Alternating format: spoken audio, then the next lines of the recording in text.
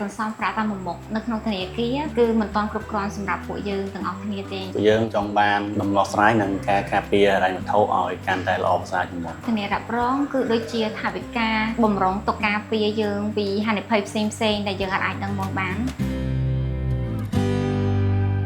ការដាក់ផ្ញើនៅធនាគារអមរិតវាល្អជាងយើងទុកនៅផ្ទះដោយសារទី1វាសុវត្ថិភាពទី2ទៀតយើងអាចទទួលបានការប្រាក់បើសិនជាមានការចាំបាច់អីយើងអាចទៅដកភ្លាមបានដូចគ្នាការសន្សំតាមមុខអត់អាចគ្រប់គ្រាន់សម្រាប់គ្រួសារអូនដោយសារតែការចំណាយឥឡូវលក្ខណៈថាវារៀងខ្ពស់បងមានសាច់ញាតិដែលគាត់មានជំងឺដោយចៃដន្យហើយត្រូវការចំណាយប្រាក់ច្រើនអញ្ចឹងទៅបងក៏គិតថាបើសិនជាបងមានធានារ៉ាប់រងមួយដើម្បីការពារបកាហានិភ័យបើសិនជាមានគ្រោះថ្នាក់ចៃដន្យ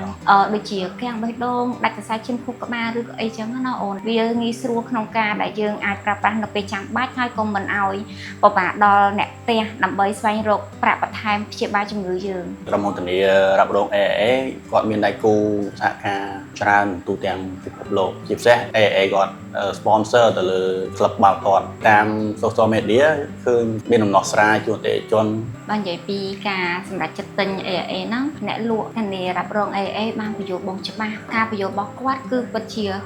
ចំចំណុចដែលបងត្រូវការមែនតើគឺការពារអាយុជីវិតបងការពារ cover ទឹកផ្នែកសុខភាពក៏ដូចជាអាចសន្សំបានទាំងការការពារសុខភាពបានទាំងលុយត្រឡប់មកវិញពួកខ្ញុំទិញធានារ៉ាប់រង AAA សម្រាប់ជីវិតកំណប់2ឆ្នាំហើយទំហំទឹកប្រាក់ហ្នឹងគឺ$5,000រយៈពេល15ឆ្នាំនិងបានការទទួលការពារ25ឆ្នាំដល់ការកំណត់យើងអាចនឹងទទួលបានប្រាក់ត្រឡប់មកវិញបានទៀតមានកម្រងចង់ទិញធានារ៉ាប់រងសម្រាប់កូនតទៀតចង់ការពារជំងឺផ្សេងក៏ដូចជាផ្ដល់ការសន្សំឲ្យគាត់បន្ថែមទៀតដែរដើម្បី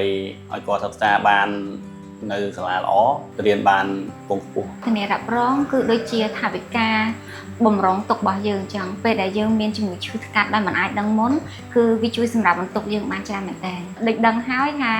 ឥឡូវការព្យាបាលត្រូវការចំណាយថវិកាច្រើនអញ្ចឹងយើងអត់អាចថាចាំពេលឈឺបានយើងទៅទិញទៅគេអត់លក់ឲ្យទេអញ្ចឹងយើងគួរតែទិញធានារ៉ាប់រងដើម្បីការពារអាយុជីវិតក៏ដូចជាសុខភាពរបស់យើង